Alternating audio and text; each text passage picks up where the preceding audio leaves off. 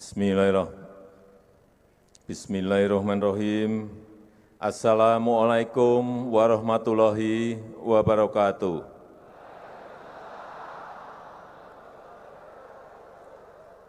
Selamat sore, salam sejahtera bagi kita semuanya. Shalom, Om Swastiastu, Namo Buddhaya, salam kebajikan. Yang saya hormati Ketua dan Pimpinan lembaga-lembaga tinggi negara, hadir bersama kita Ibu Ketua DPR RI, Ibu Puan Maharani,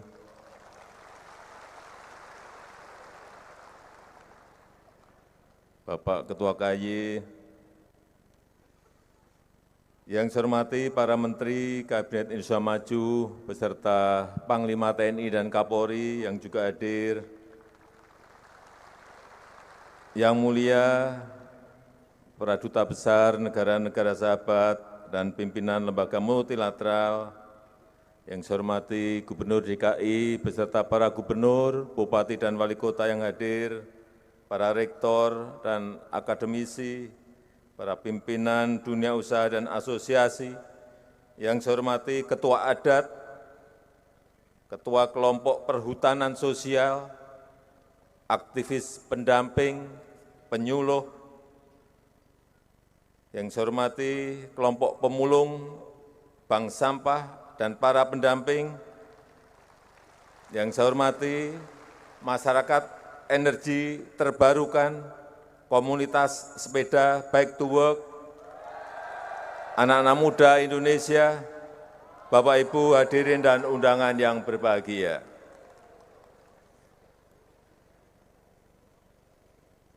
Hati-hati.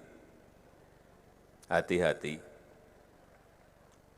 ancaman perubahan iklim sudah nyata dan sudah kita rasakan dan dirasakan semua negara di dunia.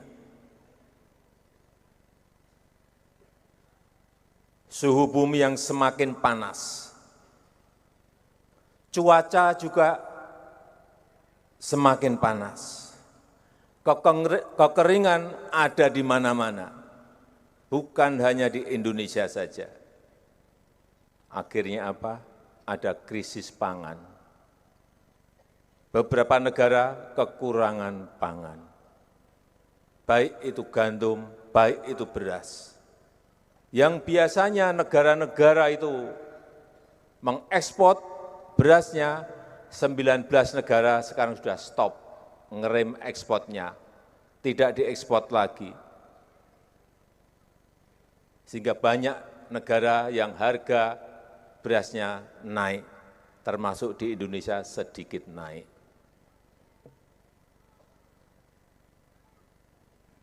Hati-hati mengenai hal ini. Yang kedua, kerusakan lingkungan. Hati-hati, kerusakan lingkungan. Baik itu di sekitar kita, baik itu lahan hutan, tropical rainforest kita, baik itu hutan mangrove kita, hati-hati. Saya titip kepada para pegiat lingkungan, kepada ketua adat, kepada kelompok perhutanan sosial, para penyuluh, agar kita giatkan kembali rehabilitasi hutan, perbaikan hutan. Pemerintah bersama-sama dengan masyarakat, para pegiat lingkungan mulai. Nanti kalau musim hujan datang, semua nanam pohon, semua nanam pohon, semua nanam pohon. Setuju? Hati-hati juga, karena panas, es di kutub mencair, dan air permukaan laut naik. Pulau-pulau kecil kita sudah terdampak. Pulau-pulau kecil di Kepulauan Pasifik sudah banyak yang hilang. Hati-hati. Oleh sebab itu, yang di pesisir saya ajak para nelayan pegiat lingkungan untuk nanam mangrove, lagi di pesisir-pesisir kita. Setuju? Kita sudah beri contoh. Di Denpasar kita memiliki nursery, memiliki persemaian yang 1 tahun bisa memproduksi kira-kira 6 juta bibit. Saya kira tidak hanya di Denpasar yang dulu kita tunjukkan ke para pemimpin negara-negara G20. Mereka kagum terhadap proses persemaian yang ada di situ. Itu baru mangrove. Kita memiliki juga di Mentawir. Jadi IKN itu sebelum dibangun, persemaiannya sudah dibangun dulu. Kapasitasnya 15 juta per tahun. Bapak Ibu bisa lihat sekarang ke Mentawir. Di Kalimantan Timur. Yang di dekat sini ada di Rumpin di Bogor. Kapasitasnya 6 juta bibit per tahun. Ada bibit albasia, ada bibit eukaliptus, ada bibit duren, ada semua di situ ada. Hati-hati, kerusakan lingkungan ini banyak menyebabkan kita menderita. Tanah longsor. Kenapa kita buat di Rumpin di Bogor? Karena tanah longsor banyak terjadi di Jawa Barat. Banjir, Bapak Ibu lihat sekarang ini banjir di Libya, 11.000 orang meninggal, dan masih 10.000 yang masih belum ketemu. Banjir, hati-hati. Perubahan iklim menghantui semua negara. Sekali lagi, saya ajak kita semua untuk bersama-sama merehabilitasi hutan, menanam pohon sebanyak-banyaknya di lingkungan kita, apalagi di kota Jakarta, di DKI Jakarta, pohonnya kurang, kendaraannya banyak. Yang terjadi polusi. Yang terjadi sekarang ini, yang di Jakarta banyak orang batuk-batuk. Nah, tadi yang batuk-batuk ini pasti dari Jakarta.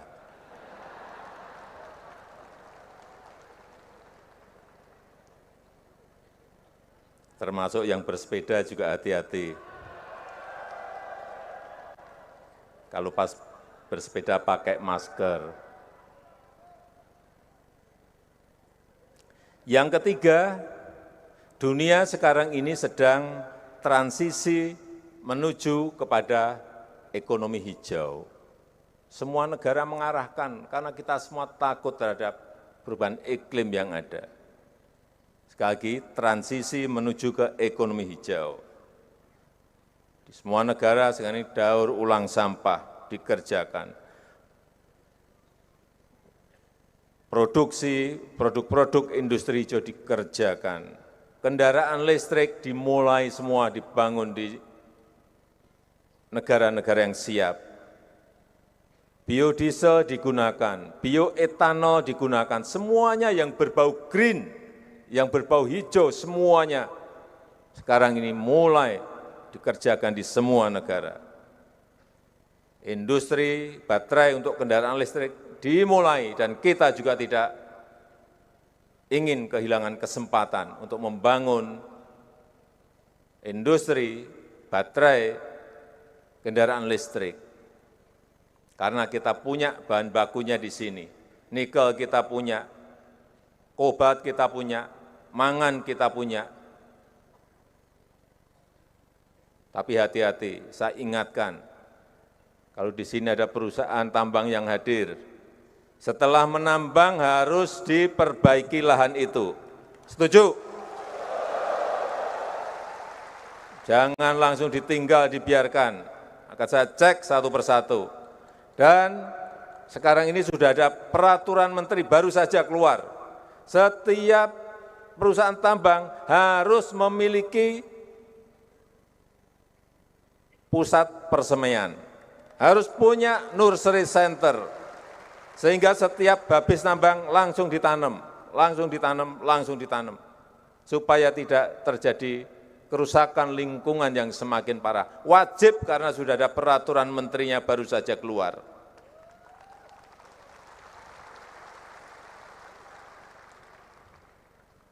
Dan saya sangat senang sekarang ini perhutanan sosial dan hutan adat, tadi sudah disampaikan oleh Bu Menteri Kehutanan, yang dibagi sudah 6,3 juta hektar.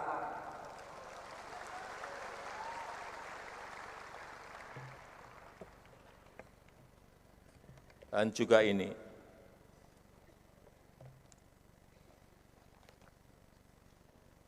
ada yang sudah menerima, bisa diangkat, bisa ditunjukkan bahwa betul-betul sudah Bapak Ibu terima, semuanya sudah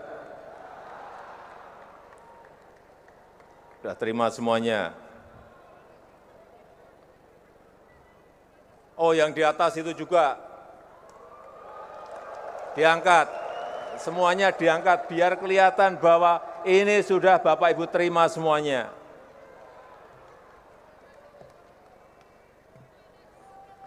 Tapi kalau sudah terima, saya juga akan cek apakah digunakan secara produktif atau tidak. Jangan hanya mau terima, ternyata ditelantarkan, harus ditanami, harus produktif. Setuju? Yang tidak produktif dicabut, setuju? Saya dengar setuju semua loh ini.